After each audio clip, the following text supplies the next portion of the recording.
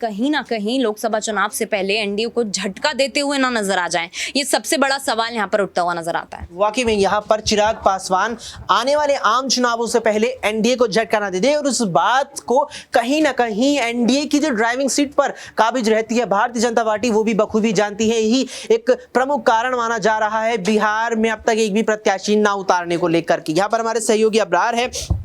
जानेंगे अब्रार से कि अब्रार, जिस तरीके से चिराग पासवान को लेकर तमाम तरह के कयास लगाए जा रहे हैं, हाल में उनका बयान तेजस्वी यादव को लेकर रहा, प्रधानमंत्री नरेंद्र मोदी के साथ पिछले 2 रैलियों में मंच साझा नहीं करना उनका ये कदम रहा। ऐसे में अगर जिन 2 मुख्य लोकसभा सीटों की वे मांग कर रहे हैं वे बीजेपी नहीं देती है एनडीए गठबंधन के तहत, और उन सीटों की पेशकश अगर तेजस्वी करते हैं, क्या वे रुक कर सकते हैं और क्या तेजस्वी यादव उन्हें अपने साथ बुलाने के लिए ज्यादा सीटों की पेशकश कर सकते हैं? देखिए, चिराग पासवान ने जो एनडीए में जाने का फैसला लिया वो फैसला बहुत जोखिम भरा था, और जाहिर सी बात है कि वो फैसला उन्होंने तब लिया जब पार्टी में टूटकर उनके चाचा पशुपति पारस खुद ही एनडीए में मंत्री बने बैठे थे। और उसके बावजूद भी अगर वो मजबूर होकर के एनडीए में जा रहे हैं तो जाहिर सी बात है कि वो अपना पाला फिलहाल तो नहीं बदलने वाले। और जहाँ तक बात तेजस्वी यादव के साथ गठबंधन की है, आरजेडी के साथ आने की है, तो ये मुझे नहीं लगता है कि अब वो समय रह गया है कि गठबंधन को लेकर के स्थिति एक बार फिर से बदलती हुई नजर आएगी। लेकिन इतना तय है कि चिराग पासवान या फिर और ऐसे चेहरे हैं बिहार की राजनीति में जो साफ तौर पर ये माना जा सकता है कि वो मात्र भारतीय जनता पार्टी के उस लहर में 1-2 सीटें जीत पाते हैं। बाकी अगर देखा जाए तो वो पार्टी उस तरीके से अपने जो है राजनीतिक वजूद को बचा नहीं पाई है, क्योंकि वो जिस समाज की राजनीति करते हैं, जिस समाज के हितों को लेकर के राजनीति करते हैं, क्या वो समाज अब पूरी तरीके से उनके साथ खड़ा है? अगर भारतीय जनता पार्टी के साथ गठबंधन करने के बाद चिराग पासवान इस बार फिर से सोच रहे हैं कि वो पिछली बार की तरह जो अपने प्रदर्शन को दोहरा पाएंगे, तो ये बिल्कुल नहीं होगा, क्योंकि उनके चाचा पशुपति पारस ने ही पार्टी में पूरी तरीके से टूट कर दी थी और पार्टी अब पूरी तरीके से खोखली हो चुकी है। चिराग पासवान के पास जो संगठन है वो मात्र नाम का है, कागज़ों पर है। उनके साथ जो पुराने चेहरे हैं वो अब उस तरीके से जो है दमखम के साथ नहीं जुड़े हुए हैं। तमाम के तमाम पुराने चेहरे जो हैं वो पशुपति पारस के साथ चले गए। तो मुझे लगता है कि चिराग पासवान की ये मजबूरी है कि वो एनडीए में गए हैं, और इस मजबूरी के तहत जाने के बाद उनको कितना भाजपा की वजह से फ़ायदा होता है, यही एकमात्र जो है चर्चा का विषय हो सकता है कि भाजपा की बदौलत चिराग पासवान कितने सीटों पर जो है अपनी जीत सुनिश्चित कर पाते, कितनी सीटों पर जीत सुनिश्चित कर पाएंगे, बड़ा सवाल है चिराग पासवान के साथ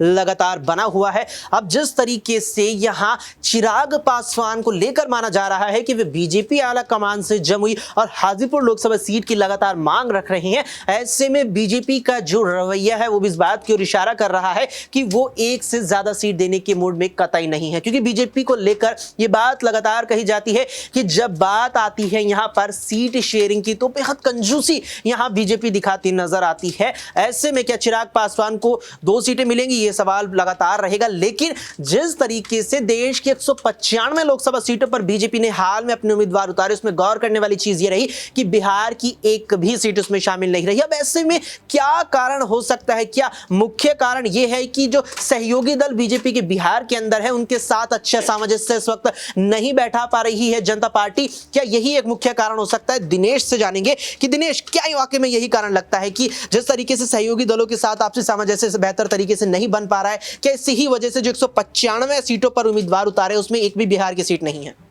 देखिए, यहाँ पर अभी भारतीय जनता पार्टी जो है एनडीए का जो खेमा है बिहार में वो उलझता नजर आ रहा है, फंसता नजर आ रहा है। सीट शेयरिंग को लेकर काफ़ी असमंजस की स्थिति लगातार बनी हुई है। नीतीश कुमार अभी विदेश के दौरे पर जाने वाले हैं, लेकिन उससे पहले एक खबर सामने आती है कि बिहार के बेतिया में एक प्रधानमंत्री नरेंद्र मोदी की रैली में वो शामिल नहीं हो रहे हैं। यानी कि शुरुआती रुझान जो आ रहे हैं वो बीजेपी को कहीं ना कहीं झटका देते हुए नजर आ रहे हैं, क्योंकि नीतीश कुमार के जो संकेत हैं ये कहीं ना कहीं उनको अनकंफर्टेबल स्थिति में ले जा रहे हैं। कहीं ना कहीं असहज महसूस कर सकते हैं यहाँ पर भारतीय जनता पार्टी के नेता और इसके साथ साथ प्रधानमंत्री नरेंद्र मोदी, क्योंकि आप एक ऐसे प्रदेश में रैली करने जाते हैं जहां पर आपकी गठबंधन की सरकार है और यदि प्रदेश का मुखिया ही मंच पर आपके साथ मौजूद नहीं हो अक्सर, तो ऐसे में कहीं ना कहीं एक मनोवैज्ञानिक दबाव रहता है, एक मनोवैज्ञानिक हार नजर आती है। पिछले दिनों जिस तरीके से पटना में गांधी मैदान में जन विश्वास रैली की गई, उसमें विपक्ष के तमाम दिग्गज नेता एक मंच पर आए, बीजेपी सरकार से सवाल करते नजर आए, नीतीश कुमार को आड़े हाथों लिया, लेकिन जो 195 उम्मीदवारों की पहली सूची जारी की है भारतीय जनता पार्टी ने लोकसभा चुनाव के लिए, उसमें बिहार पर अभी सोच विचार करने की स्थिति में है भाजपा, यानी कि पत्ते अभी साफ नहीं है और कहीं ना कहीं संगठनात्मक रूप से भी बिहार में जो लोकसभा के प्रत्याशियों को मैदान में उतारने की कोशिश की जा रही है, क्योंकि ये बात बखूबी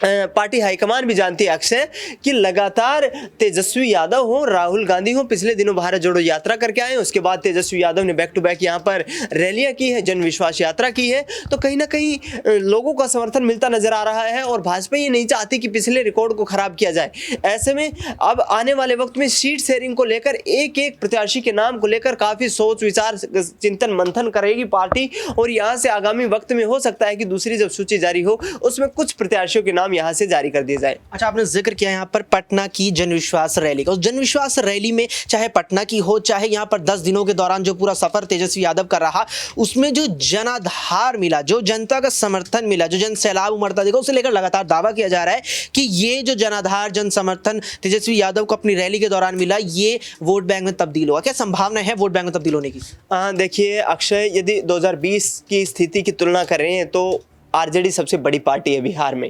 कांग्रेस पार्टी का समर्थन मिल रहा है, सीपीआई, सीपीआईएम, तमाम वाम दल और अन्य दल भी उनके साथ, छोटे जो दल हैं वो भी सहयोग कर रहे हैं। तो ऐसे में वर्तमान यदि स्थिति देखी जाए, भीड़ का अंदाजा ना लगा के वर्तमान यदि स्थिति देखी जाए तो वहां पर भी आरजेडी कहीं ना कहीं मजबूत नजर आती है। हालांकि लग ये रहा है कि 2025 के विधानसभा चुनाव में कोई भी पार्टी फिर से, तमाम जो सर्वे आ रहे हैं उनके आधार पर या वर्तमान स्थिति को देखा जा रहा है उस आधार पर, यहाँ स्पष्ट बहुमत की सरकार ना बना पाए। लेकिन बिहार में 2025 में फिर से कहीं ना कहीं ये लग रहा है कि नीतीश कुमार जो है किसी न दूसरे गठबंधन की मदद से यहाँ पर मुख्यमंत्री बन सकते हैं। लेकिन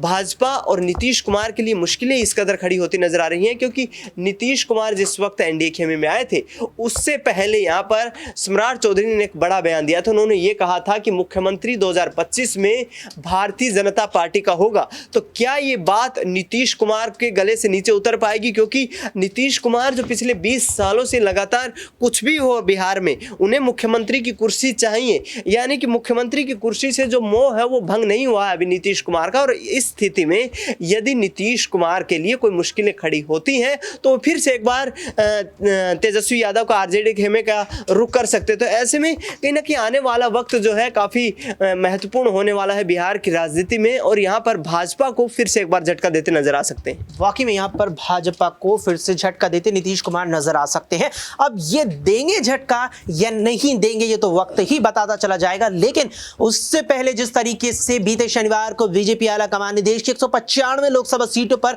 अपने प्रत्याशियों के नामों का ऐलान कर दिया, उसमें बिल्कुल और यहां पर गौर करने वाली चीज ये रही कि एक भी प्रत्याशी, एक भी सीट बिहार की नहीं थी। अब क्या अगली सूची जो भारतीय जनता पार्टी, जो सत्ताधारी दल, जो केंद्र में स्थापित सत्ता वाला दल अपनी जारी करेगा, क्या उसमें बिहार पर यहां तमाम उम्मीदवार मिलते देखते नजर आएंगे? क्या यहां पर सहयोगी दलों के साथ यहां पर आपसी सामंजस्य बैठा पाने में बीजेपी कामयाब रहेगी? क्या चिराग पासवान को 2 नहीं 1 लोकसभा सीट पर मनाने में कामयाब रहेगी? तमाम सवाल हैं जो लगातार उठ रहे हैं, तमाम सवाल हैं जिनके जवाब लगातार जानने की कोशिश चल रही है और तमाम सवाल हैं जिनके जवाब आगे भी जानने की कोशिश रहेगी। लेकिन इन सवालों पर आपकी क्या कुछ राय है, कमेंट बॉक्स में हमें कमेंट करके जरूर बताएं। फिलहाल के लिए इस पेशकश में इतना ही। देश और दुनिया की तमाम खबरों के लिए आप देखते रहें SPN9 न्यूज।